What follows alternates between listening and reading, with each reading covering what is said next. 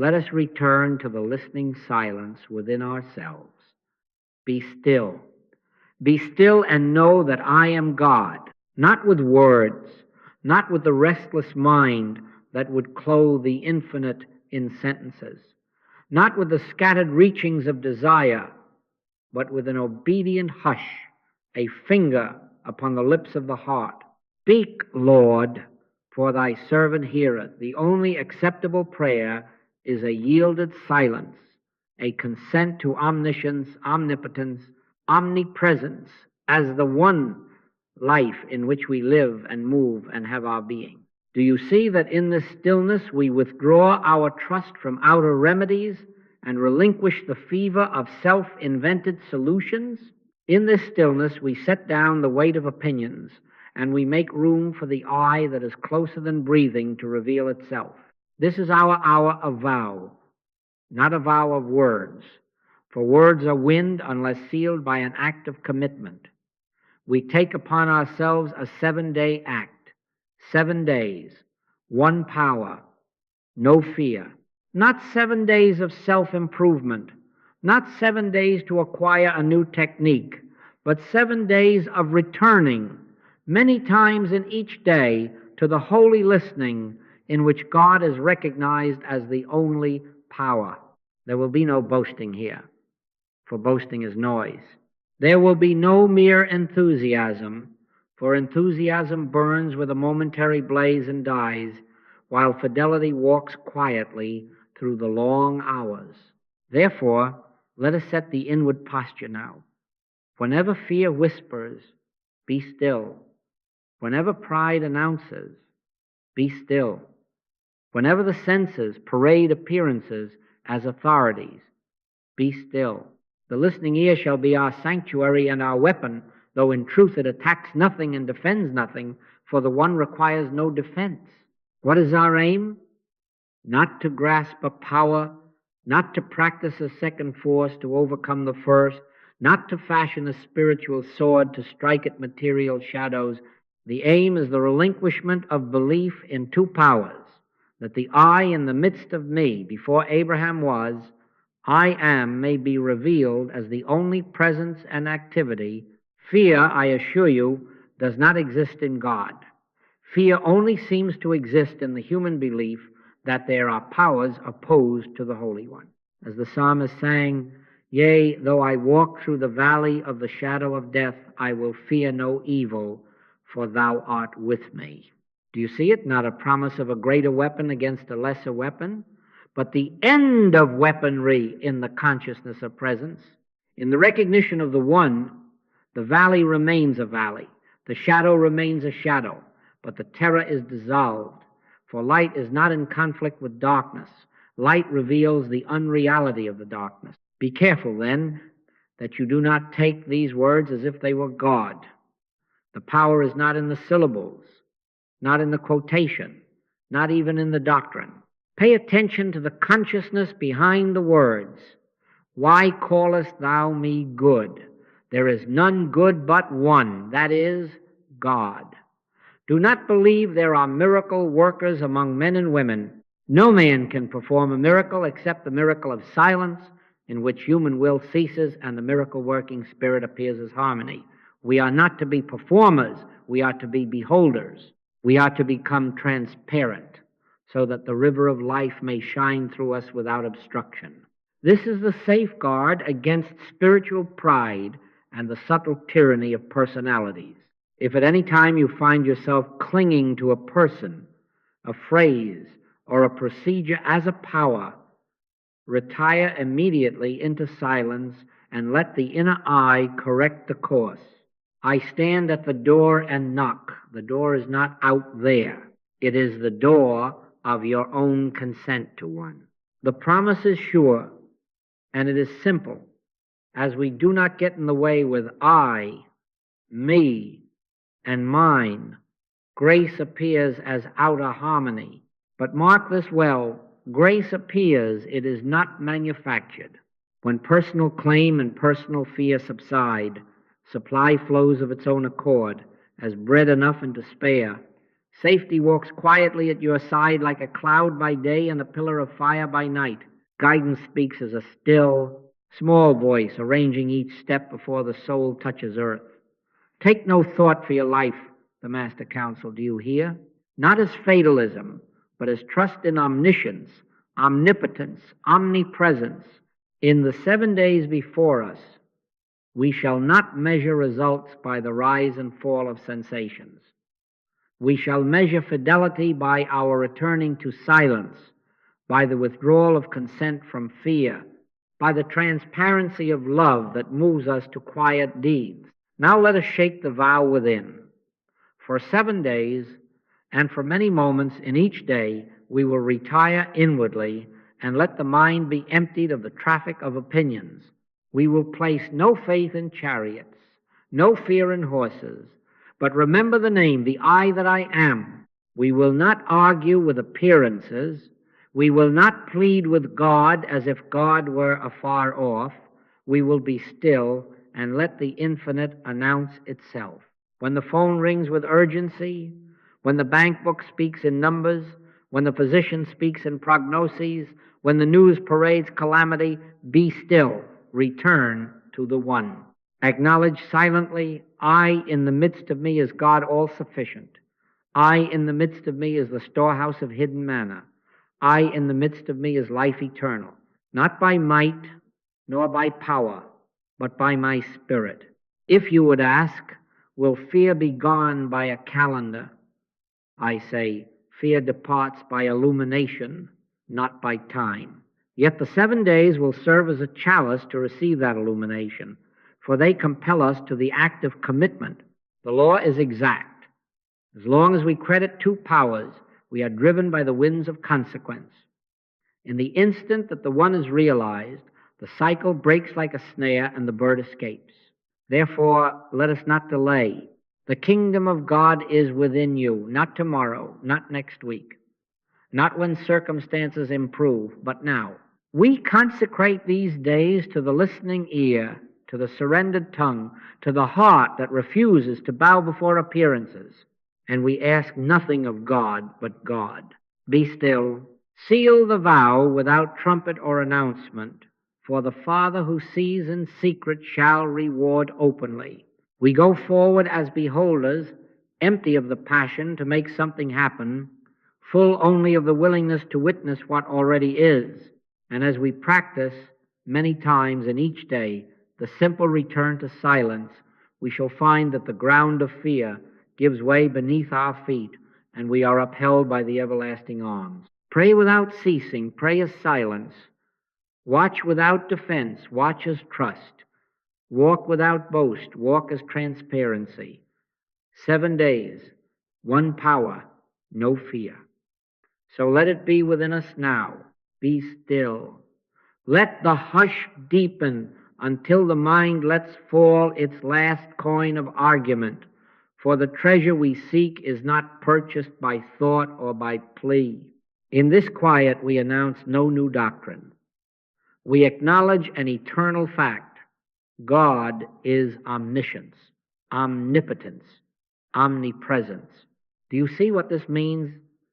It means that there is no spot where God is not. There is no need that God does not know. There is no activity against which God must contend.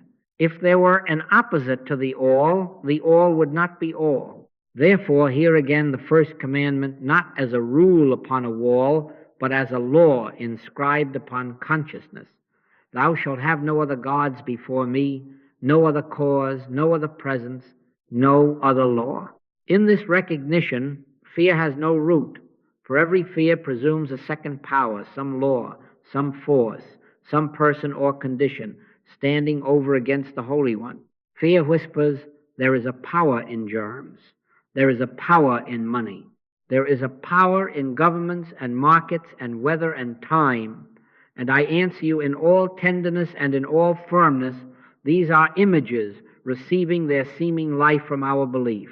Like the idol in Babylon, they neither see nor hear nor walk until the worshipper bows and lends them breath. Withdraw that bow, and the graven thing is stone. When the psalmist cried, "The Lord is my light and my salvation, whom shall I fear?" He was not summoning a mightier weapon to smite a lesser sword. He was beholding one presence, and in that beholding the shadow thinned away. Not a power to fight powers, but the recognition that where God is all, there is no adversary. To keep this more than poetry, let us speak with the exactness of law. If we accept that 2 times 2 is 5, we spoil our entire mathematical demonstration. We may wish it, we may repeat it, we may stamp our foot at the blackboard. The universe of number refuses to bend. Only when we return to 2 times 2 is 4 does the arithmetic of our life add up. And if we try to change H2O, imagining that water might be H3O or O2H and still be wet, we have not improved a formula, we have lost water. So it is in spiritual living. If the one is altered into 2, God and devil, spirit and matter, good and evil, truth and error as co-equals, our demonstration is spoiled from premise to sum. We may pray, we may chant, we may arrange words into pious towers, but the structure leans because its foundation is split. When the one is seen as one, without second or rival, harmony appears as naturally as the river finds the sea. Do not believe there are miracle workers who juggle powers and outwit evil by a superior technique. There is no technique that can add another ounce to omnipotence, no ritual that can escort omnipresence into a place it is not. The Master did not take up a carnal sword to defend truth. When Peter swung steel in the garden, he heard, "Put up thy sword." Why? Because truth defended by force is no truth at all. Truth is the only presence. And where it is realized, the need for defense dissolves. Daniel was not saved from lions by a stronger lion. He beheld that the one governs even in dens, and the seeming cause of fear found nothing to feed upon. Do you see? We are not to set our God against a problem. We are to behold that there is no problem where God is recognized as the only cause, the only law, the only life. But what of consequence, you ask? What of pain and trouble that follow folly like a shadow? Do not be afraid to look at law. As we sow, we reap. Karmic law is set in motion whenever a human sentiment, a belief in 2 powers, hits up against the spiritual integrity of the I that I am. If I confess 2, if I hate, if I fear, if I try to grab good by taking it from another, if I make idols of persons or conditions, my own belief rebounds upon me. This is not a God of punishment. This is the spontaneous echo of ignorance in a universe of principle. But hear the good news. Punishment ends in the very moment of enlightenment. The instant that one power is realized, the whip falls from the hand of consequence. Not because a tyrant God is appeased, but because the false premise is withdrawn and the problem loses its only life, our faith in it. Therefore, do not seek a power to use against fear. Seek the dissolution of fear's premise. In all my years, I have never known God to expose an error in any person to me, for God is not in the business of auditing sin in order to balance it. God is the eye of you, the eye of me, the presence that simply is closer than breathing, announcing its allness to the listening ear. When we are still, when we refuse the bait of appearances, we feel that presence and we rest. I and the Father are one, not 2. If God be for us, who can be against us?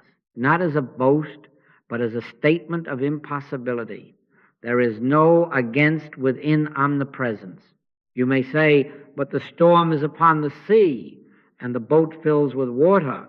Yes, appearances may shout, winds may blow, but the Master slept, and when he spoke, he was not wrestling the weather into submission. He was revealing the unreality of a second power to the disciples' fear.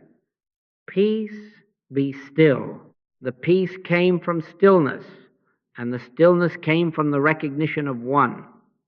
Be careful that you do not take this story and attempt to duplicate its words as if they were a charm. The power is not in syllables, the power is in consciousness. Consciousness emptied of the belief in two, filled with the awareness of omnipresence. Pay attention to the consciousness behind every verse of Scripture you love, for Scripture is fulfilled not by quotation, but by realization. Now, how do we stop feeding two? By refusing to attribute cause to effects. Do not argue with a shadow on the wall. Turn and behold the light. In the same way, do not argue with disease as a power, with lack as a power, with persons as powers for good or evil. The moment you treat a person as your supply, your security, your danger, or your salvation, you have placed other gods before me. And the law of rebound begins its stern instruction. Love your neighbor, yes. Serve your neighbor, yes. But never make your neighbor a power. Supply is the storehouse I am within you. Safety is the presence that walks beside you, behind you, before you, a cloud by day and a pillar of fire by night. Guidance is the quiet knowing that requires no argument and no vote. Do not mistake the gentleness of this law for weakness. Omnipotence does not shout, it is. Omniscience does not debate, it knows. Omnipresence does not travel, it fills. And as you rest in this triune fact, the nervous machinery of fear begins to unwind. The heart stops leaping at headlines. The mind ceases to manufacture outcomes. The body, no longer harried by the lash of a divided premise, relaxes into its native poise. Perfect love casteth out fear. Not love as sentiment, not love as preference, but love as the very nature of one presence realized. For in love there is no second power to threaten, to entice, or to withhold. Let me say again, be careful that you do not try to use God. God cannot be used. We are used of God when we are still enough to be transparency. In that stillness, we become beholders. We watch as the loaves and fishes of our day, ideas, opportunities, provisions appear sufficient for the need without our anxious calculations.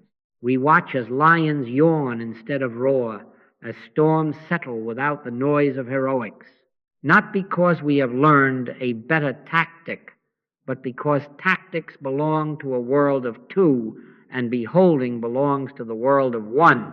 So, in these days, when fear rises and asks for a duel, do not take up the glove. Retire inwardly. Place the finger upon the lips of the heart. Announce silently the fact that ends the quarrel before it begins. I, in the midst of me, is God, the only presence, the only power, the only law. Stand there without words until the mind's demand for a second power grows embarrassed and fades. Do not time this. Do not measure it. Simply be still and know. And when you rise, do not proclaim a victory. Do not fix attention upon results. Simply walk quietly with the one and let the day reveal what is already true. In this way, the two-power dream loosens its grip and drops away. Not by struggle, not by condemnation, not by the fever of reform, but by the light of realization. Where one is known, fear is unknown. Where one is loved, consequence is resolved. Where one is all, peace is the only climate. Be still and know that I am God, omniscience, omnipotence, omnipresence, one without a second. And in that knowing, let the 7 days be the chalice that receives what cannot be dated.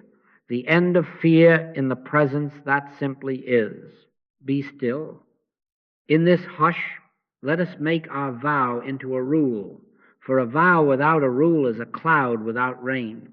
The method is simple and severe only to the restless mind. To the heart it is bread and water and rest.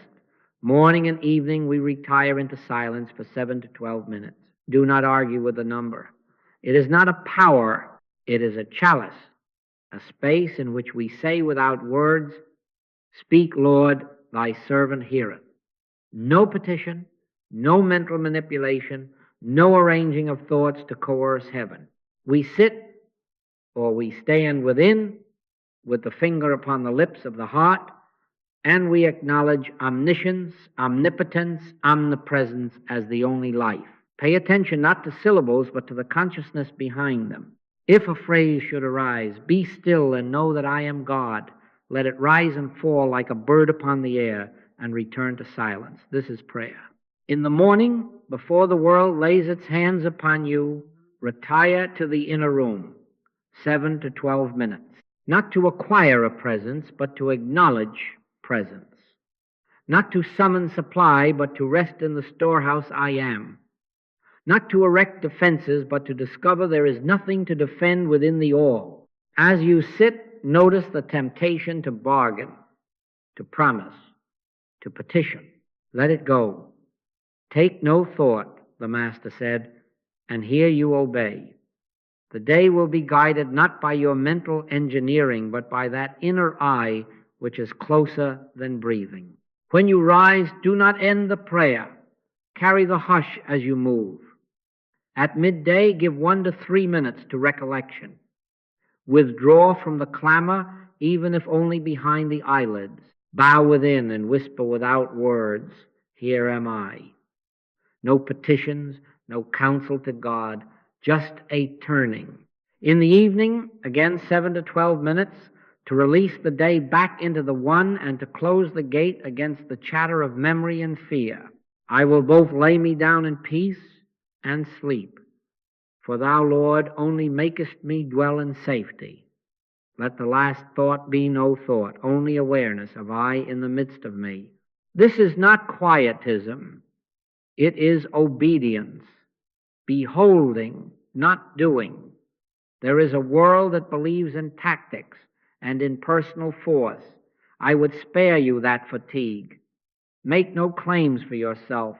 Do not believe there are miracle workers among us. The only miracle found in man is his silence, through which grace appears. Man in his silence becomes the transparency for the miracle-working Spirit, not by might nor by power, but by my Spirit. If guidance is needed, it will reveal. If supply is required, it will appear.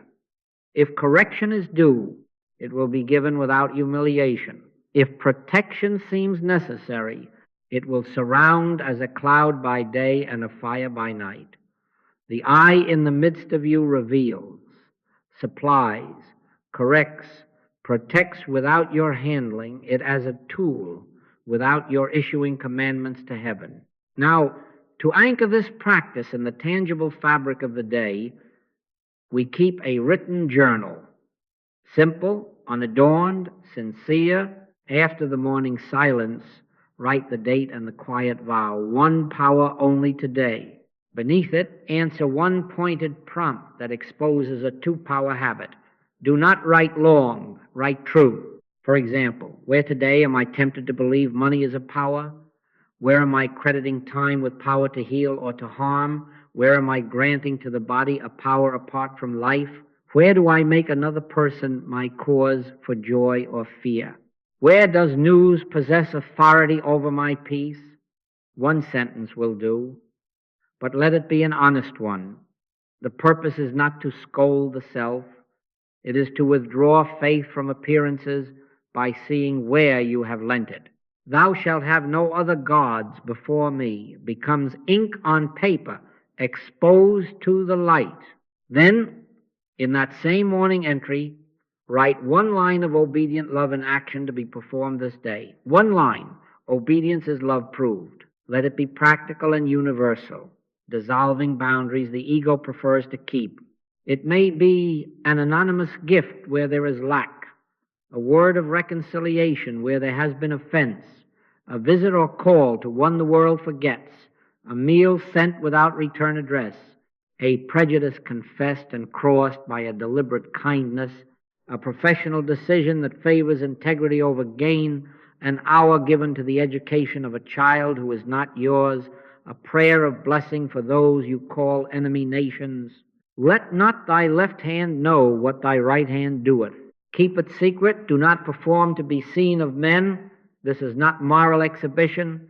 This is the verification of one power through love in action. At midday, after your 1 to 3 minutes of recollection, glance at the morning line. Ask only, is my heart ready to obey? If there is resistance, do not argue. Be still. The presence does not require your pep talk. It requires your yieldedness. If the act must change under guidance, let it change. Do not be stubborn under the pretense of holiness. The test is not the difficulty of the deed. The test is the peace and universality of the impulse. Beloved, believe not every spirit, but try the spirits whether they are of God. How do we try them? By their fruits, by their peace, by their inclusiveness.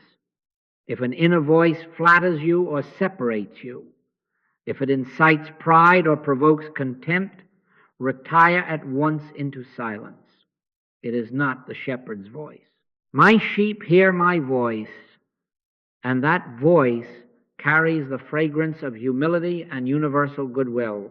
The peace of God, which passeth all understanding, shall keep your hearts and minds. Use peace as your barometer. Use universality as your compass. In the evening, after your 7 to 12 minutes of silence, make a brief record, not a ledger of virtue, not a court of condemnation, a witness. Where today did I withdraw faith from appearances? Where did I cling to two? Where, if anywhere, did love obey and appear as deed? If you failed, write it as one who knows that punishment is ignorance and ends in the very moment of enlightenment. Do not lash yourself. Simply bring the candle of awareness to the place and say within, Father, into thy hands. If you obeyed, do not crown yourself with laurel. Why callest thou me good? There is none good but one. Let the journal be a mirror, not a stage. Be careful then that you do not take these words, nor your schedule, nor your journal, as if they were God. They are scaffolding for a temple not made with hands. If you come to rely on sentences, if you begin to believe that the phrase I am spoken loudly will carry a magic, stop at once and be silent. Pay attention to the consciousness behind the words. Do not believe in miracle workers. Do not chase personalities. Do not borrow another's light. The light is within you. I stand at the door and knock. Open by stillness. Open by obedience. Open by the quiet deed that breaks down the walls fear requires to breathe. This then is our rule. Silence morning and evening, recollection at noon, beholding instead of doing, a journal that unmasks two power habits and seals love in action. Many times in each day we return inwardly, without announcement, without strain, to know that I in the midst of me is God, all sufficient. In this method there is no magic, there is law. As you practice, fear finds less to grip, for you cease stealing breath to give it. The one is honored not in speeches but in surrender, not in claims but in service, not in noise but in the listening ear. Pray without ceasing, not with words but with life. And as the days gather their quiet proofs, you will see that love being one casts out fear without a struggle, and the storehouse I am unfolds as form sufficient for the need. Be still. Day one begins not with explanations, not with a list of impressive intentions, but with the simplest obedience. Set a watch upon the heart. Set 7 minutes apart as holy ground, absolute quiet, the finger upon the lips of the inner life. Refuse argument, refuse petition, refuse the mind's demand to arrange outcomes. Let the very posture say, Speak, Lord, thy servant heareth. Do not try to make something happen. Do not try to improve the silence with thought. Rest the thought. Rest the will. Rest the imagination. In that rest, acknowledge without words the all omniscience, omnipotence, omnipresence as the life in which you live and move and have your being. Be still and know that I am God. Now, bring the lamp to a single exact teaching. Appearances are not causes. Judge not according to the appearance, but judge righteous judgment. Headlines are not causes. They are ink and light reporting yesterday's dream. Symptoms are not causes. They are letters on the surface of a body that does not originate itself. Bank balances are not causes. They are numerals arranging themselves around belief. Moods are not causes. They are weather passing over a sky that never storms. If you credit these with power, you will bow. And as you bow, the idol seems to breathe. But if you withdraw the bow, the graven thing is stone. Do you see? Fear is not an entity with fangs. Fear is the breath you lend to an image. Pull back that breath, and it falls lifeless at your feet. Therefore, the act of commitment for this day is exact and small. Choose one recurring fear, only one. The one that taps your shoulder as the clock strikes morning, or the one that waits for you at the door of sleep. It may be a fear for the body, a fear for livelihood, a fear for those you love, a fear of a person or a world condition. You know its footfall. Choose it and make this your practice. At first notice, pause. Do not name it good. Do not name it evil. Do not wrestle. Do not pronounce sentence. Simply behold. Stand within and become a beholder. We walk by faith, not by sight. Faith here is not optimism. It is the refusal to grant a second power. Watch the sensation rise like a wave and do not chase it. Let it crest and spend itself upon the shore of silence. In that very pause, softly bear witness without drama, without hurry. I is the name of God. I in the midst of me is my sufficiency in all things. Speak it as though placing a feather on still water. Do not splash. Do not stir. Remember, the power is not in the syllables. The power is in the consciousness behind them. Let the phrase arise as a pointer and then fall away into the hush from which it came. The one does not need your emphasis. The one needs only your consent.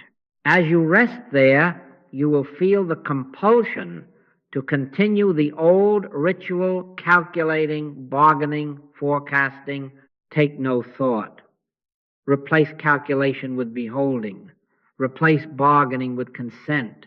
Replace forecasting with the present I that is closer than breathing. If a second wave of fear should come, repeat the pause. The practice is not to kill the waves. The practice is to learn the ocean. At times, the fear will attempt disguise. It will come as a headline, clever with authority.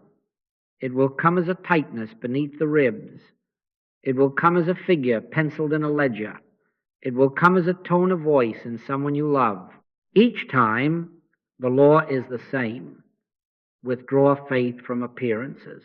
Say within, Father, I thank thee that thou hearest me always, and then be still. Do not confer cause upon the front page. Do not confer cause upon the pulse or the purse. Cause is God alone, where God is. Cause there is no second cause to fear, no rival to appease, no lever to pull. The seeming chain that binds you from effect to effect is cut at the root in the recognition of one. Let not your heart be troubled, let it be taught. Seal the practice with honest ink. In your journal this evening, answer without embroidery and without excuse. Where specifically have I been granting a second power today? Not in generalities, be precise. Name the place you handed belief to an image. This story, this symptom, this balance, this mood. Do not strike yourself. Do not congratulate yourself.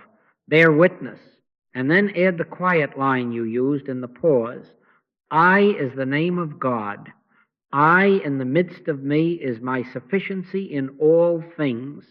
Let the page be a mirror that reflects where breath was lent to a shadow and where breath was returned to the one. In that seeing, punishment ends, for ignorance can no longer masquerade as law. Understand what is being done here. We are not learning a new tactic with which to defeat fear. We are depriving fear of its food. Fear lives by borrowed authority, your authority. It rises only when a second power is acknowledged. The moment you stand as a beholder and refuse to confer cause upon appearances, fear has nothing to breathe and begins to dissolve of itself. You do not need to win a contest. You need only to end a pretense. The things which are seen are temporal. The things which are not seen are eternal. We are training the eye of the heart to look where cause is and to let the temporal report pass without coronation. If today the wave seems large, do not be impressed by its size. Be faithful to the pause. 7 minutes each morning. Finger upon the lips, no argument, no petition, and brief pauses through the day whenever your chosen fear knocks. Each pause is an altar. Each refusal to bow is a hymn. And each soft witnessing of the inner eye is a door through which grace appears, not as a spectacle, but as quiet sufficiency, an idea you need, a help you did not calculate, a peace that carries no price. My peace I give unto you. Not as the world giveth, give I unto you. Receive it by not feeding its opposite. Be still. The day closes as it opened in silence. The act of commitment has been simple and exacting. Withdraw faith from appearances. You have not conquered a dragon.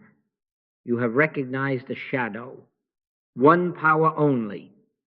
And as you rest tonight, let the one keep the watch.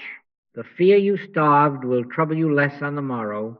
The light you honored will find wider windows. Pray without ceasing, not with words, but with this beholding. And know that in the midst of you, the I that is God is sufficiency in all things. Be still. Yesterday we withdrew breath from images and watched fear lose its appetite. Today we descend one layer deeper to the very place where fear has been renting its room. We do not argue with it. We remove its landlord by learning who lives here. Identity is the dwelling. If the tenant is a personal I, made of yesterday and tomorrow, fear will find a chair and sit down. If the dwelling is the presence I, that is God, fear comes looking and finds no one home. The prince of this world cometh, and hath nothing in me. Be still, and let us learn why this morning. Choose 8 minutes as holy hush within the rule of our practice. Those 7 to 12 minutes, morning and evening, let today's morning be precisely 8. Sit, stand, or walk slowly, but place the finger upon the inward lips. The personal I, the one who has a resume and a reputation, the one who defends and compares and hopes to improve, must be allowed to grow quiet. Do not scold it. Do not decorate it. Let it rest. As thought thins, allow a single truth to fill the room without words. I is the name of God. Not this person saying I, not the ego in better clothing, but I am that which spoke to Moses out of a bush that burned and was not consumed. I am that I am. Let that I announce itself by being itself closer than breathing, nearer than hands and feet. If a phrase arises, let it be, not I, but the Father within me. He doeth the works. Then let even the phrase return to silence. The presence does not need advertisement, it needs room. Understand the exactness of this teaching. When we say I is the name of God, we are not enthroning a personality. Be careful that you do not take this word into your mouth as a crown for the little self. The Master would not have it. Why callest thou me good? None is good, save one. And again, I can of mine own self do nothing. Yet he also said, Before Abraham was, I am, and I and the Father are one. Do you see the paradox resolved in realization? The personal I confesses its nothingness. The divine I announces its allness. The one who boasts is silenced. The one who is realized. This is not humility as a posture. This is humility as truth. Our teaching today is this. The personal I is a bundle of memory, desire, and fear stitched together by time. The I that I am is presence without edges, life without second, omniscience, omnipotence, omnipresence. The personal I lives by comparison, and so is never safe. The I that I am is one, and so cannot be threatened. The personal I tries to get. The I that I am is storehouse and outflow at once. I have meat to eat that ye know not of. All that the Father hath is mine. The personal I prays by pleading. The I that I am prays by being still, and grace appears. When identity shifts from the first to the second, fear looks for a door and finds no hinges. Carry a micro assignment with you through this day. Whenever fear addresses you, when it whispers, what if, or shouts, you must, answer it inwardly with one word, I. Do not spit the word like a weapon. Do not dress it with adjectives. Do not lean upon volume or fervor. Whisper it within as acknowledgement, not defiance. I. And then be silent for the space of 1 or 2 breaths. In that breath, consent to mean the I of God, not the personal figure. Consent to the one without second. Consent to omnipresence, filling even this moment that tries to appear empty. Let the answer end the conversation by removing the interlocutor. Fear addresses a person. Presence is not a person, it is. As you practice, you will notice that the word becomes a doorway, and the doorway opens into hush. After the hush, return to your task unhurried, unafraid. Do not believe that there is magic in the syllable. If you feel yourself relying on the sound, stop at once and be still. The power is never in words. The power is in consciousness, emptied of 2 and filled with 1. We use the word I not to conjure, but to remind. Pay attention to the consciousness behind the word, and make no claims for yourself. If peace rises, if provision appears, if a difficult conversation softens without your design, do not parade it. Do not say, I have learned to use the I. There are no miracle workers.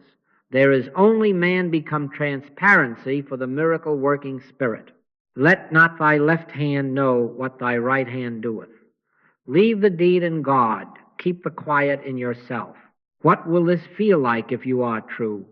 The personal I is a contraction. It holds the breath and the jaw. Its shoulders float near the ears. It walks in a corridor of mirrors, taking its own pulse. The I that I am is spacious breath, settles of itself. The brow releases. The heart rests in a center deeper than ribs. The personal I is urgent with clocks. The I that I am moves without haste in the eternal now. The personal I guards and withholds. The I that I am gives without depletion, as a spring gives because it is a spring. The personal I hears questions as attacks. The I that I am hears them as weather. The personal I seeks to be seen of men. The I that I am hides in plain sight, content that the Father sees in secret and rewards openly in forms of harmony. My peace I give unto you. Not as the world giveth, give I unto you. This peace is the climate of the I that I am. Allow love to verify identity. As the day unfolds, notice, when the I that I am is gently known, universal benevolence rises of itself. You find yourself patient where before you were brittle, generous where before you calculated, inclusive where before you drew lines. You will hear within, Thou shalt love the Lord thy God, not as a commandment printed on stone, but as obedience to spiritual law, acknowledging God as omniscience, omnipotence, omnipresence, and then thy neighbor as thyself, because the self you know is no longer a private person, but the I that I am in all. This breaks the inner walls fear requires to survive. Love becomes the quiet proof that the tenant has changed. This evening, after your silence, take up your journal for a single earnest question. What is the felt difference between the personal I and the I that I am? Write it bodily and plainly. Where today did the personal speak? What did it feel like in the throat, in the stomach, in the pace of thought? Where did the I that I am speak? What fragrance of peace accompanied it? What lightness in the hands? What generosity without effort? Do not compose poetry. Tell the truth. If you boasted, write, I boasted. If you shrank and hid, write, I hid. Then add a line of witness, not of self-promotion. I in the midst of me is God. I in the midst of me is sufficiency in all things. Close the book and be still. If fear knocks tonight, do not open a debate. Answer softly, I, and be silent. Let the one answer itself. As identity shifts from person to presence, the house is no longer furnished for fear. There are no hooks for it to hang its garments, no mirrors for it to admire itself, no cupboard of memories for it to feed upon. There is only the one, without rival, living itself as your very life. Be still and know that I am God. And with that knowing, sleep as a child under the everlasting arm. Be still. Day 3 asks a particular obedience. We fast from fixing. Choose this morning. A 10-minute block is holy ground, not to think through strategies, not to compose affirmations, not to draft a plan or rehearse a speech, but to lay every tool down and behold. 10 minutes with the finger upon the lips of the heart, 10 minutes as a deliberate abstinence from the human compulsion to arrange outcomes. Be still and know that I am God. Not that I will become God if I manage this moment well, but that I am omniscience, omnipotence, omnipresence, already and always in the midst of you. Let the silence be your fast. Let the stillness be your prayer. Hear the teaching with clarity. No man can perform a miracle except the miracle of silence. Do not believe there are miracle workers among us. Do not look for men and women who handle spirit as if it were a lever. Man in his silence becomes the transparency for the miracle-working Spirit, not by might, nor by power, but by my Spirit, saith the Lord. What is a tactic but faith and two powers, my cleverness here, a resistant world there? What is interference but the old belief that something out there has a say and must be wrestled into compliance? In the recognition of one power, the appetite to manage dissolves. Stand still and see the salvation of the Lord. We stand not passively, but receptively. We see not by staring at the problem, but by beholding the presence that is the only cause. In that beholding, transparency occurs, and grace finds nothing to push aside. Your micro-assignment is exact, and to the personal mind, severe.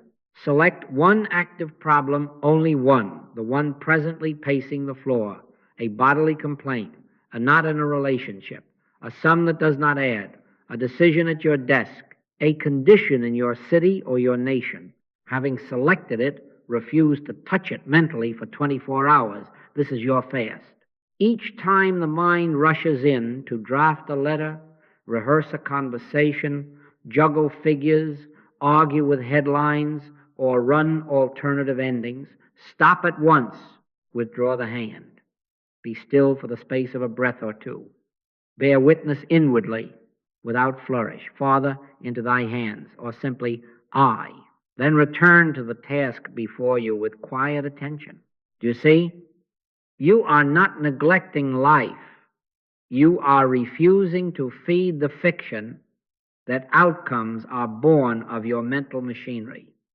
Which of you, by taking thought, can add 1 cubit unto his stature? Consider the lilies, they do not manage their bloom. The life within them appears as petal in color and form. You are asked to trust that life. Now, be careful with this word refuse. We do not refuse honest duty. We refuse inner meddling. If the mail must be posted, post it. If the child must be fed, feed the child. If the call must be returned, return it. But lay down the rehearsal, the bargaining, the subtle press of will. Do not attempt to bully heaven with mental force. Transparency is not inactivity. It is non-interference. When you abstain from inner manipulation, you may discover that an idea rises of itself at precisely the right hour, uncluttered by anxiety. A conversation opens without the stiffness you had prepared. A helping hand appears from a direction you did not calculate. A weariness in the body lightens as if a weight were lifted. These are the quiet turns. Or perhaps nothing outward moves today, but inside, the tight gear work that had been grinding ceases to grind, and peace takes the wheel. In quietness and in confidence shall be your strength. Guard the fast. Do not get to relying on words or methods. If you find yourself repeating phrases to push the difficulty out the door, stop at once and be still. The power is not in the words. The power is in the consciousness behind the words, the consciousness purged of two powers resting in one. If you catch yourself timing the 10 minutes and trusting the number, let the clock go. The 10 is a chalice, not a charm. If you catch yourself congratulating your restraint, return to humility. Why callest thou me good? There is none good but one. Try the spirits by their peace. If an inner voice exalts you for your discipline or urges you to display your prowess, retire again into the hush. True guidance bears the fragrance of universality and leaves no residue of pride. True guidance does not separate you from your brother. It includes him. Love, being one, does not maneuver. You may say, but are we not to be wise, to plan, to foresee? Wisdom is not the child of anxiety. Planning born of fear draws crooked lines. Foresight born of pressure invents futures to manage. In the realm of spirit, 2 times 2 is always 4. In the realm of spiritual law, one power is always one. If we accept 2 times 2 is 5, we spoil every calculation that follows. If we accept 2 powers, God and something else, we spoil our demonstration and then try to fix the spoilage with more arithmetic. Lay the pencil down. Let the original principle announce itself. When it does, the line you must draw will be straight without your straining. At evening, after your silence, take up the journal and do not decorate the page. Ask and answer with plainness, what shifted when I did not meddle? What grace appeared of itself? Write the concrete, not the grand. Did a call arrive without your prompting? Did an idea meet you while washing the dishes? Did the pressure in your chest loose its knot? Did nothing outward move, yet you slept without bargaining in your mind? If you failed and found yourself rehearsing speeches all afternoon, write it without scolding. Ignorance punishes. Enlightenment ends punishment in the very moment of seeing. Record where the finger of will tried to push. Record where it relaxed. And beneath it add the quiet witness. I in the midst of me is God. I in the midst of me is sufficiency in all things. Close the book and be still. Let us end as we began in silence, not a silence of vacancy, but a silence full of presence. When you relinquish tactics, grace finds an unobstructed transparency through which to appear. Then the old takes care of itself in ways your anxious arithmetic could not have conceived. A cloud by day cooling the heat you feared, a pillar of fire by night lighting the unknown path. the net filled on the right side without your night of striving, the loaves and fishes multiplying without your ledger's consent, the storehouse I am opening without your knock. Make no claims for yourself. Do not be seen of men. Let the Father who sees in secret reward openly according to law.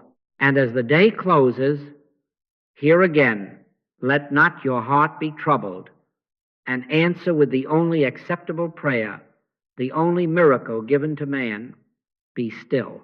Speak, Lord, thy servant heareth. Be still. They four ask that we bow to love not as sentiment but as law. This morning, set aside a 10-minute block as holy ground. The demand is silence, absolute, obedient, quiet, where we do not decorate God with words nor petition for favors, but acknowledge as fact the nature of reality, omniscience, omnipotence, omnipresence. Let your inner posture say without syllables, God is love, love is law, law is one. Be still and know that I am God. In this hush, we are not trying to love. We are consenting to the love that already is the fabric of being. In the presence of love as law, two powers cannot survive. Fear cannot find breath. Hear the teaching with exactness. To love is to obey spiritual law. Thou shalt love the Lord thy God is not an order to feel a mood. It is the call to acknowledge God as all wisdom, all power, all presence, without rival, without opposite. And thy neighbor as thyself is not an invitation to personal philanthropy. It is the insistence that there is one self in the midst of us, one I, and that to withhold from any is to deny the one. Prejudice of nation, race, religion, color, class, or creed is belief in two powers disguised as morality. It says there is God, and also there is this separate something I must fear, resist, or exalt. It builds a wall and names the wall prudence. But the Master broke walls by breathing. One, a new commandment I give unto you, that ye love one another, and inasmuch as ye have done it unto one of the least of these, ye have done it unto me. Love is not a mood. Love is obedience to oneness. Understand why fear requires boundaries. Fear must have an inside to protect and an outside to suspect. It survives by drawing lines and consecrating them. When you dissolve the line, fear has no ground on which to stand. Perfect love casteth out fear. This is not poetry, it is physics of spirit. The instant we withdraw belief from separate lives and separate interests, the climate in which fear thrives is gone. The I that I am does not see Jew or Greek, bond or free, male or female, friend or foe. It beholds the one life appearing as many. In that beholding, conduct must conform. If it does not, beware. The words may be sweet, but the consciousness would still be two. Be careful that you do not take the words God is love as if they were God. Obedience verifies realization. Therefore, today's act of commitment is concrete, exact, and anonymous. Choose one benevolence beyond your circle and perform it without signature, without explanation, without any trail that leads back to your name. Let not your left hand know what your right hand doeth. If there is a household outside your orbit, leave food upon their step, enough for a supper with no card. If there is a child, not your own, in a neighborhood, not your own, send a gift toward education quietly through a means that does not announce you. If there is a group you have secretly called enemy in your speech or your news feed, give aid for their well-being, medicine, shelter, books through a channel that does not flatter your tribe. Or if your hand is empty of coin, then give skill, time, listening, an afternoon, mending, tutoring, carrying. But do it without being seen of men. The power is not in the gesture as performance. The power is in the consciousness that refuses a second self to exclude. This is the practice of universal benevolence. This breaks the inner walls. Do not debate the worthiness of the recipient. Do not require a certificate of virtue before you obey love. He maketh his sun to rise on the evil and on the good. If you find yourself clever with conditions, stop at once and return to silence. Keep the finger upon the lips of the inner life. Say within, I is the name of God. I in the midst of me is sufficiency in all things. Then act simply and vanish. There are no miracle workers. There is only man who in his silence becomes transparency for the miracle-working spirit. Love is the law by which you become transparent. Now, a word about supply, because the mind says, if I give, what will be left to me? In spiritual law, withholding breaks the circuit, and the lamp grows dim. Giving closes the circuit and proves the storehouse which I am. Give, and it shall be given unto you, good measure, pressed down and shaken together and running over. These are not sales promises. This is a description of how one life moves. When you act as if there are two lives, mine to protect, theirs to judge, the flow is pinched, for the channel has declared itself separate. When you act as if there is one life, one storehouse, I am, you find that what moves out without fear appears again in forms of sufficiency, an idea at the hour of need, a friend at the unexpected turn, a door that had no handle yesterday. Do not get to relying on the arithmetic of it. Do not expect a coin for a coin or a loaf for a loaf. Expect nothing. Behold the law and be still. The Father who sees in secret rewards openly according to law, not according to bargain. Carry a micro-practice through the hours. Each time you catch the inner voice drawing a line, not them, not today, not that color, not that cause, pause and be still for one breath. In that breath, confess silently, one power only. Then ask within, how does love as law act here? Wait a moment. Do not force an answer. Do not manufacture a pious gesture. If nothing rises, pass on in peace. If a simple act shines, do it quietly and pass on. Try the spirits by their peace. Obedient love does not excite, it settles. Obedient love does not advertise, it disappears. Obedient love does not separate you from your brother, it discovers your brother in every face. This evening, after your silence, take up your journal with plainness. Answer exactly. Which boundary dissolved as I obeyed love? How did fear lessen as inclusion widened? Name the boundary, a nation, a neighborhood, a skin, a set of letters after a name, a memory that had been clutched for years. Do not beautify it. Tell the truth of what happened in the body.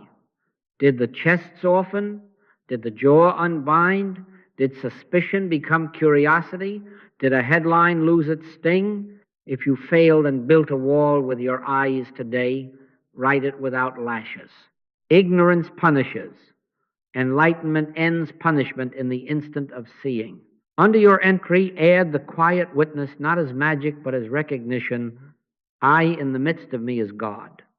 I in the midst of me is sufficiency in all things. Close the book and be still.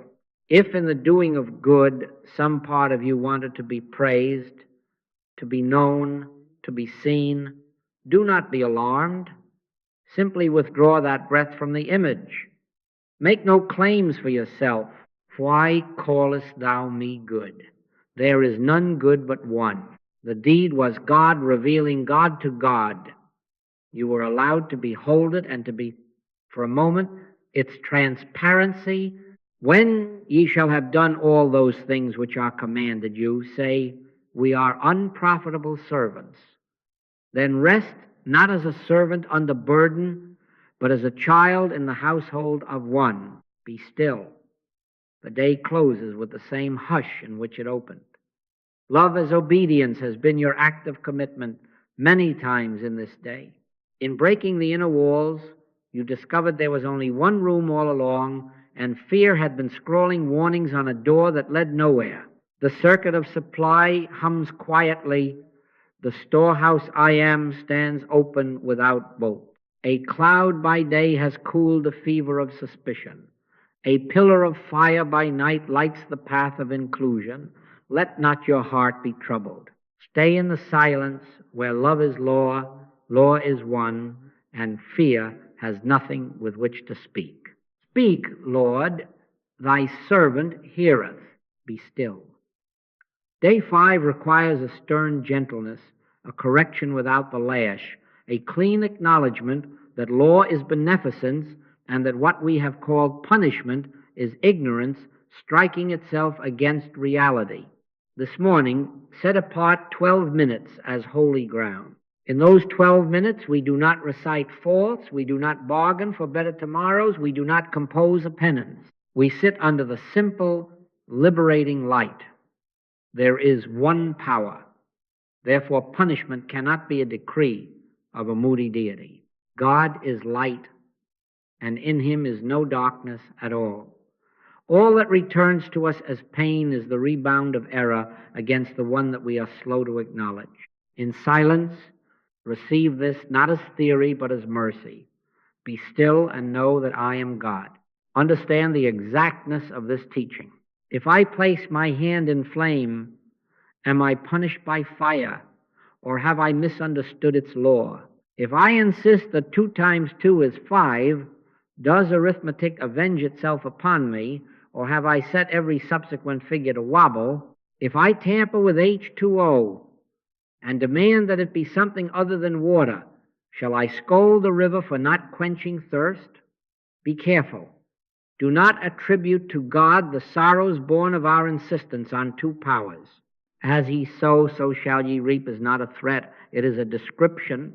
Karmic law is set in motion whenever a human sentiment, fear, pride, lust, resentment, drives against the spiritual reality of the I that I am. The impact bruises, the ricochet return. But hear this great relief. The instant the I that I am is acknowledged, one, without opposite the wheel loses its motive power. Enlightenment halts the spin now. Do not imagine that enlightenment waits upon years or on elaborate atonements. The Master's way was instantaneous in its clarity. Neither do I condemn thee, go and sin no more. Do you see? First, the guiltless release, neither do I condemn thee, and then the correction, go and sin no more. The order is mercy before method, reality before reform. If we reverse it, we will whip ourselves with disciplines and still carry the sting of condemnation. But in one power, condemnation cannot live. There is therefore now no condemnation to them which are in Christ Jesus, to them who dwell in the consciousness of one. Be still and let that absolution do its work, not as a sentimental blanket to cover negligence, but as the only atmosphere in which true correction can appear. Your micro-assignment today is precise. Locate one place of self-accusation. It will not be hard to find. The personal mind keeps a list near at hand. Perhaps it is an unkind word spoken last week, a debt delayed, a promise you failed to keep.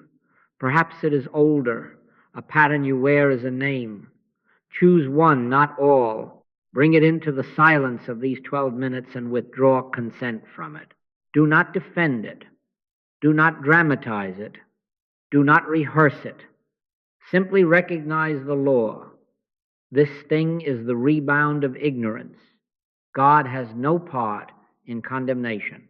In that recognition, ask quietly, is there a right action required? If there is an apology to be made, a debt to set in order, a repair to perform, do it without fanfare, without delay, and then refuse to revisit the scene. If there is no action now, then refuse to revisit the scene. Go and sin no more means go forward in light, not backward in cinema.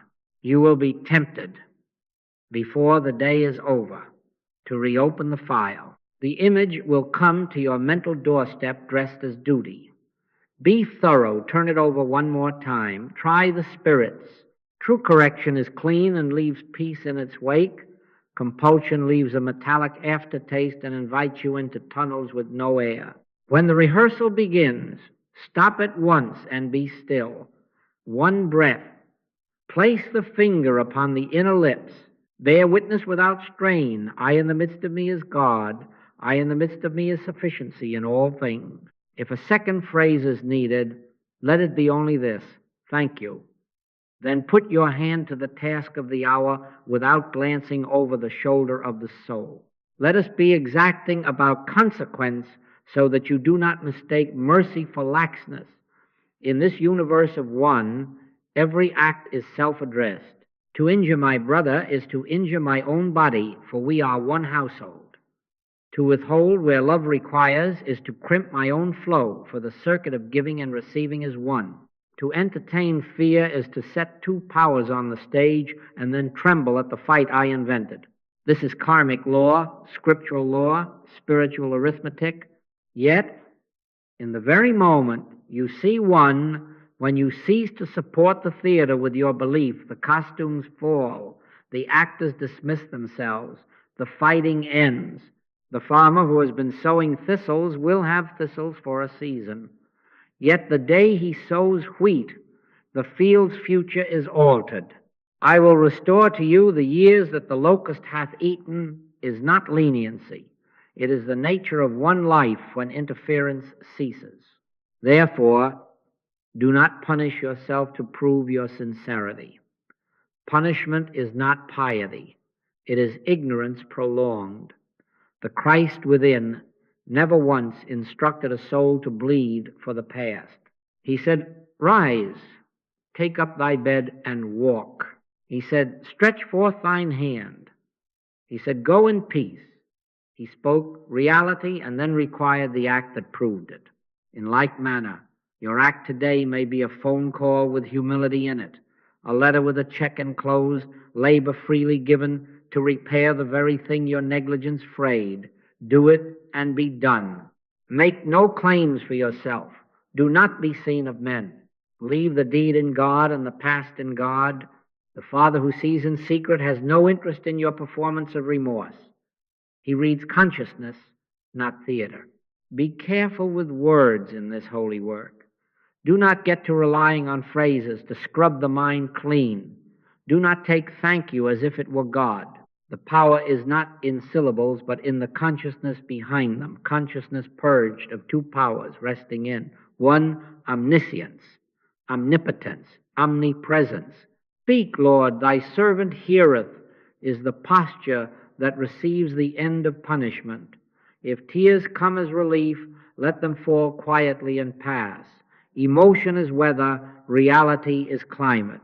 Return to the climate. At evening, after your silence, take up your journal with plainness. Answer exactly. Where did I believe two powers and set the rebound in motion? Was it in fear of lack, in pride of being right, in the worship of reputation, in a boundary drawn against my brother? And now, what am I released from? Write the thing without disguise. I accuse myself of this. I saw one here. I made this right. I have ceased rehearsing. Tell the truth in small words. If you failed and found yourself running the old film 10 times today, do not lash. Simply see it, write it, and add the witness in quiet ink. I in the midst of me is God. I in the midst of me is sufficiency in all things. Then close the book. Do not reopen it to judge your entry. Seal the day with gratitude and mean it. Thank you, without object, without bargaining, without a list. Thank you is the rest of one power realized. Thank you closes the door on the accuser, for there is no room for accusation where gratitude fills the house. Let not your heart be troubled. The arithmetic balances when 2 times 2 is kept 4. The life balances when 1 is kept 1. And since 1 is all, there is nothing left to punish and no one left to condemn. The law has not bent to make room for you. You have ceased to strike it. Grace is not an exception. Grace is the face of law when we behold it rightly. Be still. The very moment one power is seen, The cycle of self-punishment ends.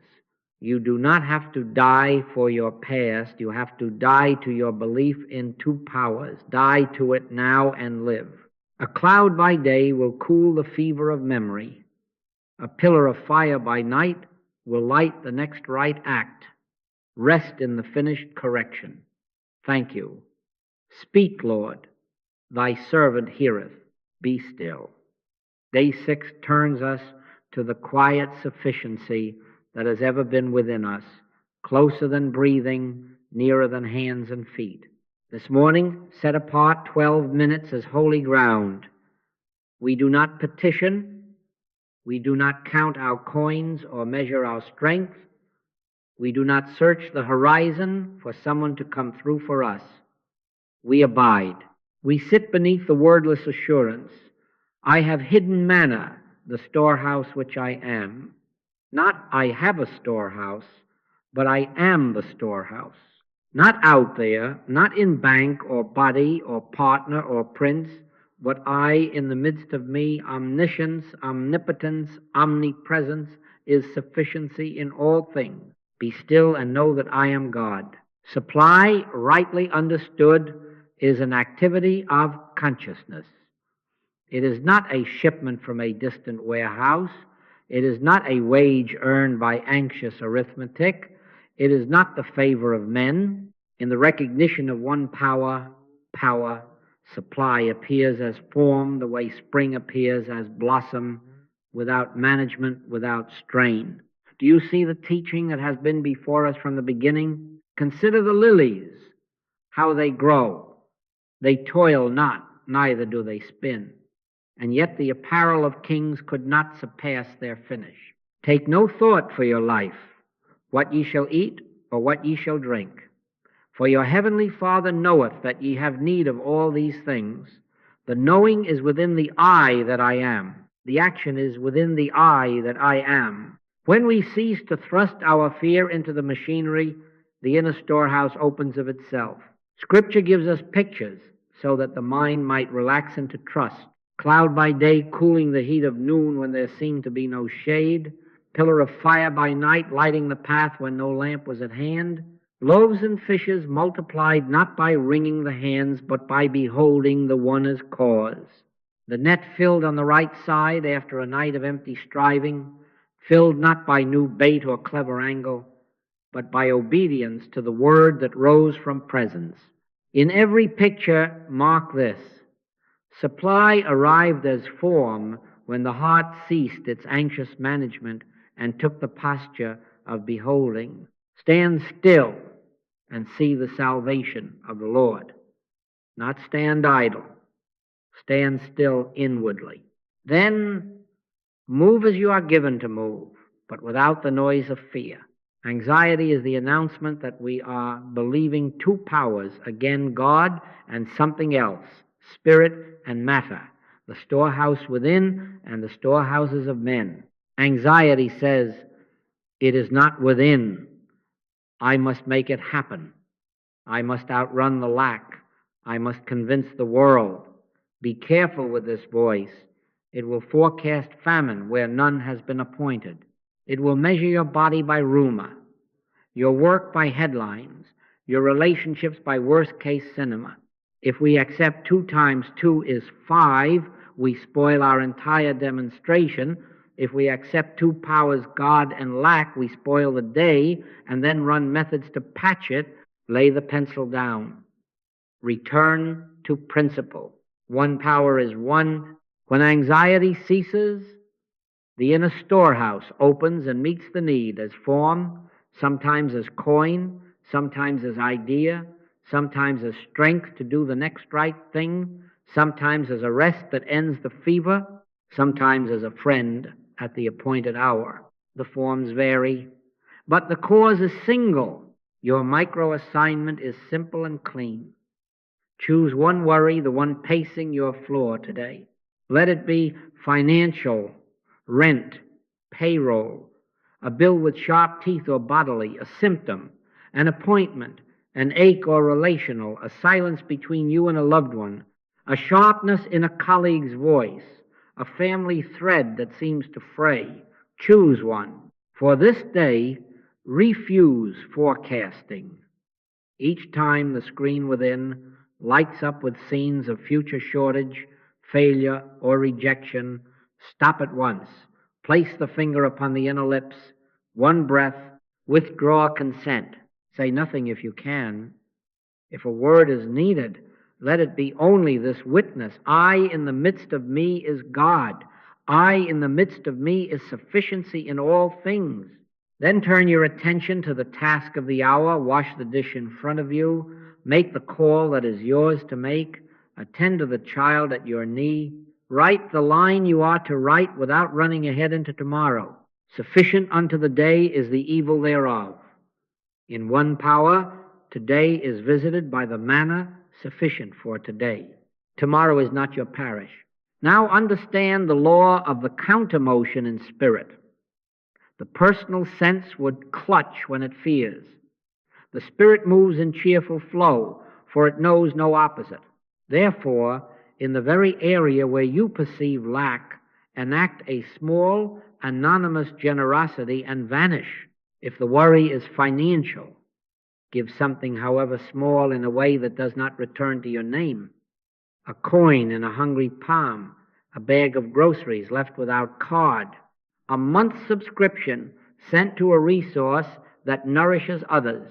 If the worry is bodily, give a portion of your strength to another body, carry a parcel for one who cannot sit with the lonely, bring soup to a door without ringing the bell to be thanked.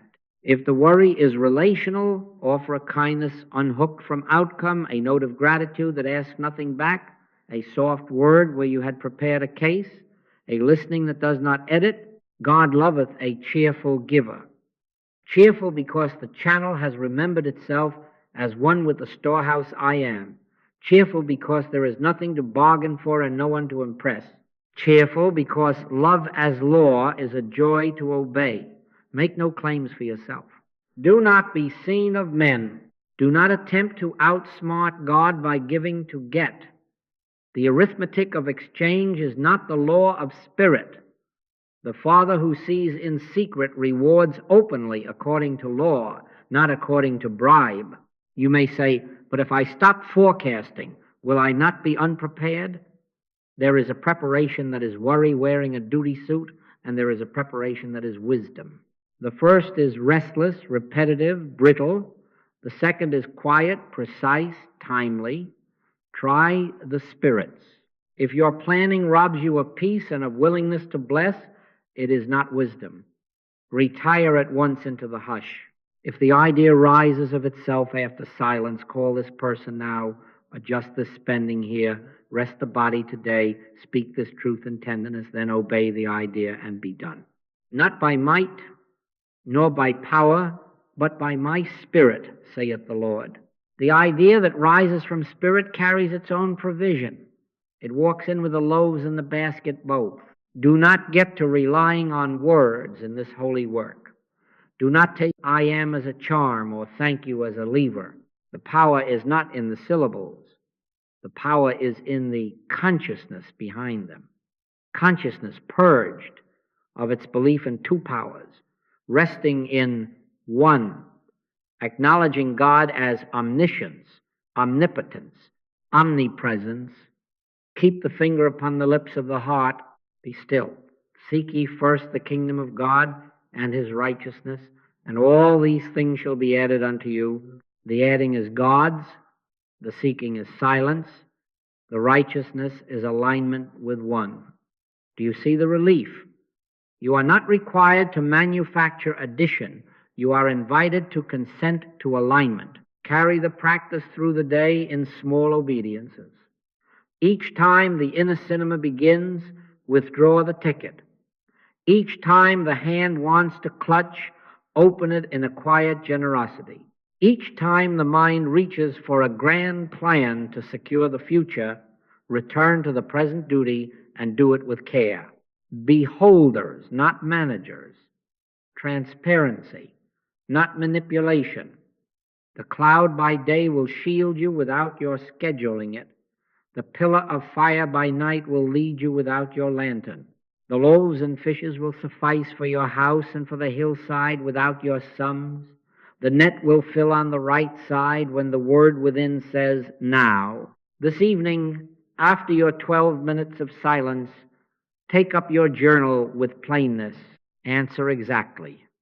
What token of sufficiency appeared as I ceased anxious management? Name the token as it came without embroidery. Was it coin enough for the day? Was it an extension of time granted without your pleading? Was it a pain that loosened its knot for an hour so that you could do the work in peace? Was it an idea that solved the task you had been pushing?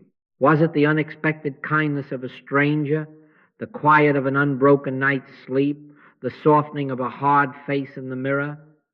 Or was it simply the removal of pressure in the chest, the return of breath, the absence of dread for a span of minutes?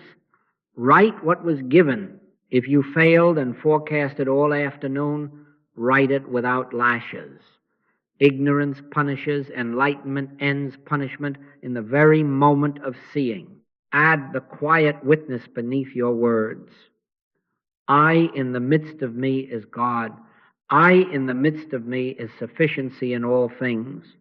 Close the book and be still. Let not your heart be troubled. There is no scarcity in God. There is no delay in the storehouse I am. The ocean does not ration its waves. The sun does not hoard its light. As you rest from anxious management, you will discover that life arranges itself with a wisdom too fine for your fretful fingers.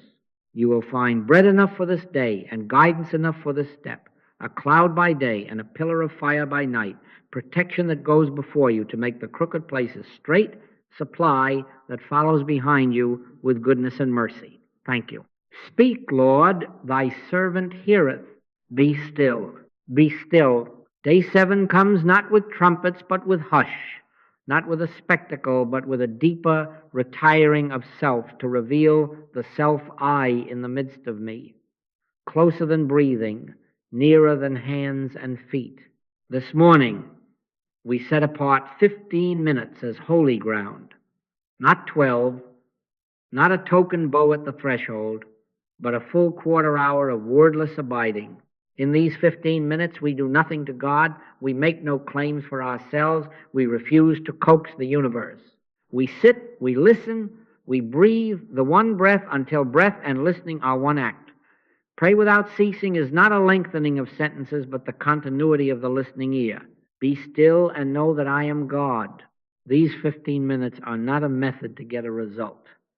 They are the sacrament of recognition. I is the name of God. I, in the midst of me, is omniscience, omnipotence, omnipresence, the knowing, the doing, the being. Let the Father that dwelleth in me, he doeth the works. Do you see? Not the mind arranging, not the emotion pleading, not the body striving, but the invisible presence revealing its forms through a transparency that does not resist. The words will arise if needed, but they are not our trust. The trust is in the consciousness behind the words. Speak, Lord, thy servant heareth. And if no word comes, the silence itself is speech enough. There is a ritual relinquishment for this day and beyond. Lay down your weapons at the door of the sanctuary. Petitions, lay them down. They assume a God that withholds. Self-defense, lay it down. It assumes a world that threatens. Manipulation, lay it down. It assumes a universe of pieces to be moved by cleverness. Even your proud spiritual tactics, affirmations as incantations, formulas as if the syllables were levers, lay them down. Do not believe there are miracle workers. No man can work a miracle except the miracle of silence, in which the miracle-working spirit finds a transparency. Be careful that you do not take the words as if they were God. Power is not in the syllables. Power is in the consciousness that is purged of its belief in two powers and rests in one. In that resting, let the Father do the works. Now, as the day opens and the errands and engagements begin, move as a beholder.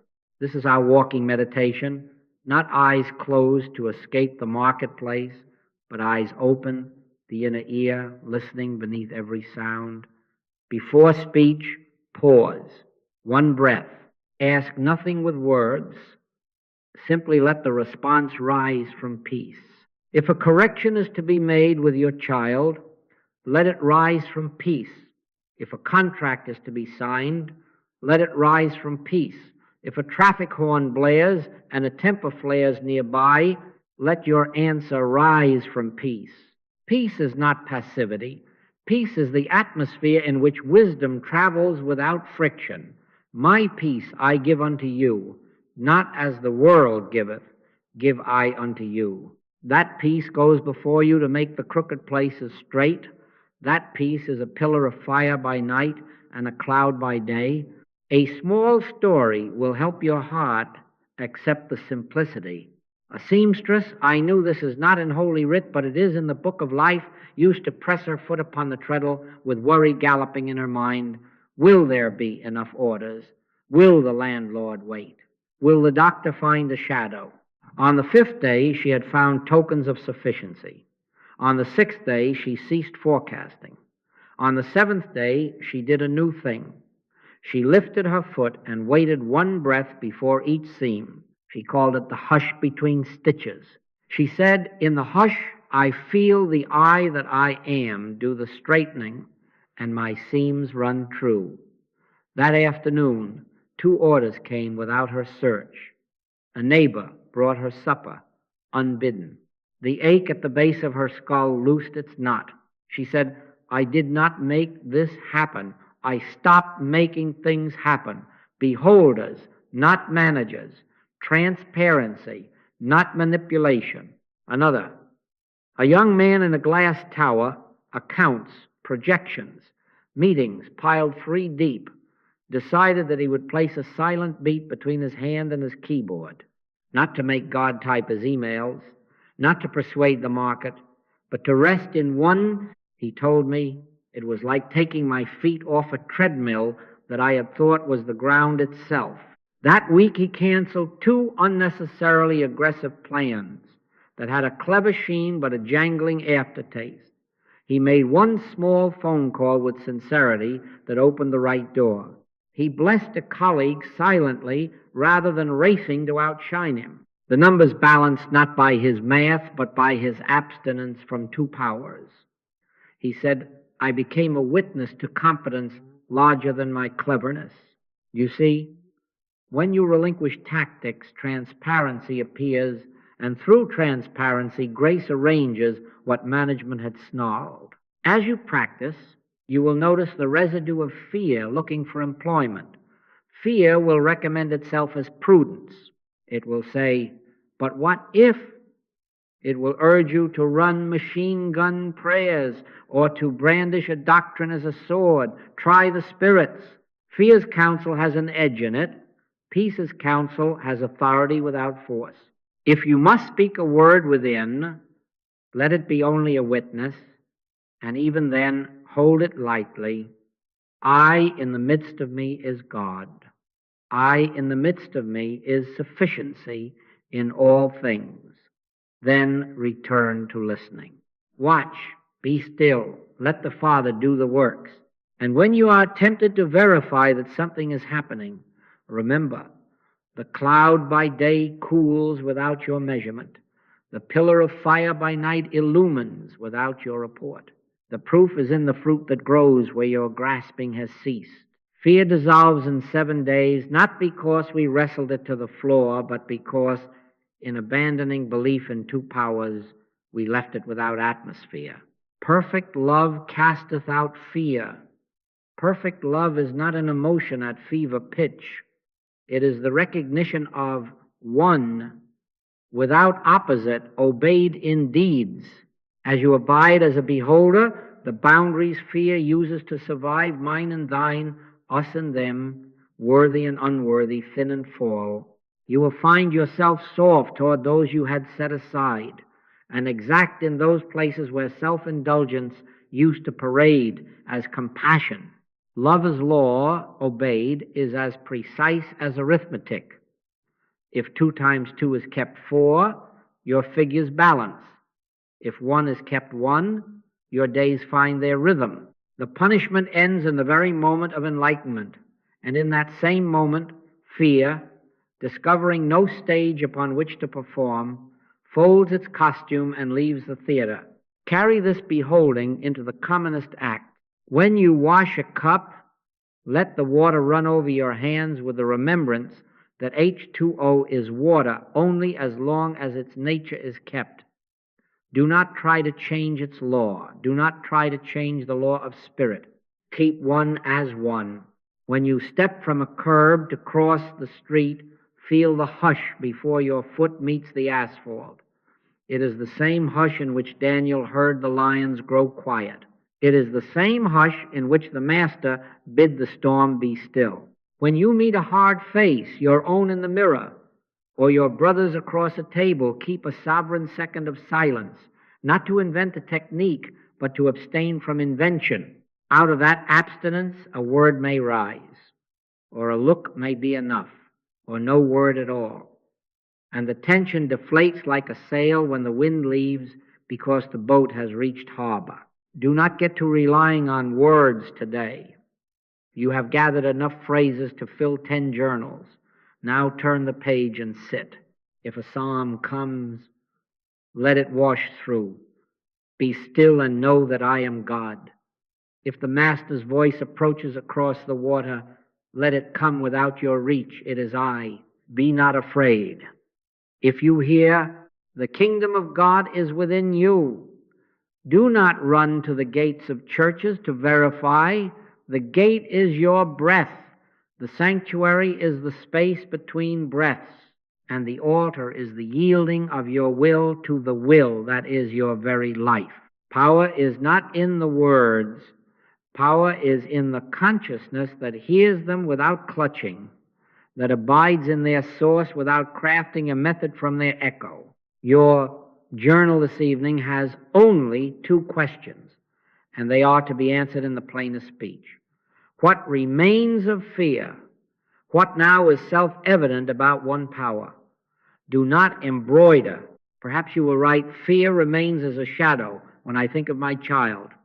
But in the pause before speaking to her, something gentled my voice and hers softened in answer. Perhaps. I find no fear in my body this hour. The ache is there, and the fear of it is gone. Perhaps I saw today that one power needs no assistant. I watched a meeting calm itself when I withheld my bright plan. Or I failed twice and rushed ahead, but in the third invitation to worry I chose the hush, and the day turned. Write small words. Add at the end, not as a charm, but as a witness. Thank you. Now, the vow of continuance. This 7-day act is not a campaign to be remembered fondly and set upon the shelf. It is the unveiling of your life as it is intended to be lived. Eternal vigilance is the price of spiritual living, but hear this rightly, vigilance becomes joy when it is freed from fear.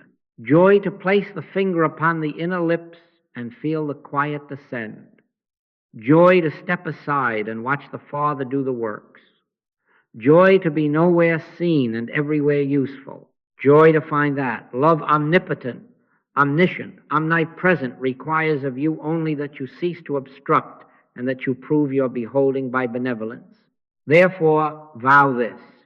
15 minutes each morning, wordless. 15 at evening, wordless. And in the spaces between, the breath is prayer, the pause is altar, the listening ear as your continuous communion. Not one day, not 7 days, but many times in each day. You may ask, but will I forget? You will. And in the very moment of remembering, return. And count it joy. A child learning to walk does not curse the ground for being firm when it falls. It rises steadier for the attempt. So with you. In all my years, I have not once had God tell me of an error in any person. I have only known the insistence, come unto me. When you notice that you have run ahead, stop and be still. When you notice that a word has raced out without peace in it, pause and add the silence after the word. Even late, Silence has power to redeem sound. When you notice that fear is attempting to draft you back into two powers, withdraw your consent and be a beholder again. There is no delay in God. The storehouse I am opens in the second you cease to jangle its lock. Let not your heart be troubled. Abiding as a beholder reveals there is nothing left to fear where only one power is recognized. The lions lie down not because you have charmed them, but because you have ceased to imagine that an opposite to God is prowling the night. The sea stills not because you have shouted louder than the storm, but because you have entered the hush from which the Master speaks. The bread suffices not because you have learned a trick, but because the one multiplies its own appearing when you are not calculating. And your house fills not with noise of demonstrations, but with the quiet evidence of grace, enough coin for the day, enough strength for the hour, enough wisdom for the moment, enough love to spill over the threshold into other lives without a ledger. We have come to the end of a week and to the beginning of a life. Stand still and see the salvation of the Lord. Walk on and watch it appear at your right hand and your left, in your rising up and your lying down, in your going out and your coming in, a cloud by day, a pillar of fire by night, goodness and mercy following you, not as two attendants, but as the forward motion of one presence, appearing as form. Thank you. Speak, Lord, thy servant heareth. Be still, be still. What we have witnessed in these 7 days is not a spectacle, but the restoration of order. One power realized, the two-power dream exposed. Love enacted as obedience. Supply demonstrated as the activity of consciousness. This is the natural order of spiritual life. It is not a campaign we have won. It is the unveiling of what has always been the I in the midst of me. Omniscience, omnipotence, omnipresence. The lions were never sovereign. The storm was never a second principle. The loaves were never few in the hands of the one. Fear dissolves when we retire from our idolatry of opposites and stand in the beholder's place, where the Father that dwelleth in me, he doeth the works. To seal the gate now, we guard the center. Be careful, do not take the words as if they were God. Do not take the teacher as if he were a source. Power is not in the syllables, power is in the consciousness behind the words, the silence that utters them. Do not believe there are miracle workers. No man can perform a miracle except the miracle of silence in which the miracle-working spirit appears. If you hear a phrase that stirs you, place the finger upon the inner lips and ask, does this lead me to universal love? Does this increase peace? Try the spirits, whether they be of God. The Spirit of God does not flatter the person, it dissolves the person into presence. The Spirit of God does not divide the household of man, it breaks down all national, racial, religious, and color prejudices and gathers the fragments that nothing be lost. By their fruits ye shall know them, not by their noise, not by their crowds, not by their promises, but by the quiet fruit of love acted and fearless simplicity. We seal the gate by an act of commitment, not once but many times in each day. Therefore, extend your vow 30 days, twice daily, wordless, silence, 15 minutes at dawn, 15 at dusk, not as a charm to secure outcomes, but as obedience to the instruction, be still and know that I am God. Then each day, a micropause before speech and before action, the hush that became your altar, in this week one breath in which you submit tongue and hand to peace. Set a watch, O Lord, before my mouth. Keep the door of my lips. Do not use the pause to plot or to pose. Use it to remember one. Let the Father do the works, and then speak from that. Once each week for these 30 days, enact anonymous service beyond your circle. Step past your convenient boundaries. Feed where you have not fed. Clothe where you do not expect to be thanked. Contribute toward education for children other than your own. Send a gift to a nation your politics do not prefer. Place a hand in friendship where your tradition might hesitate. Disappear behind the deed. When thou doest thine alms, do not sound a trumpet before thee. Thy Father which seeth in secret himself shall reward thee openly. The reward is not a medal on a mantle. The reward is an increased transparency through which grace finds no obstruction. Love as law obeyed is the guardian at the gate. Perfect love casteth out fear, because fear cannot live in a house without walls. Community? Yes. Dependence? No. Share your demonstrations humbly, not to boast, but to witness to law. If the storehouse I am answered a need, if peace cooled a hot hour, if a hardened heart softened, speak in the simplest terms to those who can bear it. God is one. I consented to silence. Love obeyed itself in me. The form appeared according to its wisdom. Make no claims for yourself. A testimony is not a trophy. It is a signpost to principle. Be careful that we do not build altars to personalities. He who boasted, why callest thou me good? There is none good but one, that is God, taught us the way. If your sharing causes others to lean on you, withdraw your hand and point to the inner eye. If your hearing of another's sharing causes you to lean upon them, withdraw your weight at once and retire within. Call no man master upon the earth, for one is your master, even Christ. In these 30 days, live as if H2O remained water only by fidelity to its nature. Do not try to change the law. If we accept 2 times 2 is 5, we spoil our entire demonstration. If we accept 2 powers, spirit and matter, God and fear, we spoil the day and then invent methods to repair it. Keep one as one. Keep the finger upon the lips of the heart. Keep the micro-pause holy. Keep vigil at the gate of sense. Eternal vigilance is the price of spiritual living, and yet it is a happy price when you discover that vigilance is not teeth grit, but tender attention to the listening ear within, to the universality of love indeed, to the immediate correction of duality whenever it arises. You will still be tempted. The hour will come when a rumor rattles the frame, when an image parades itself as substance, when a doctrine in shiny clothing offers quick results. My sheep hear my voice. The voice of the inner eye is not hurried, not flattered, not coercive. It carries peace as its evidence. It requires no resentment to enforce it.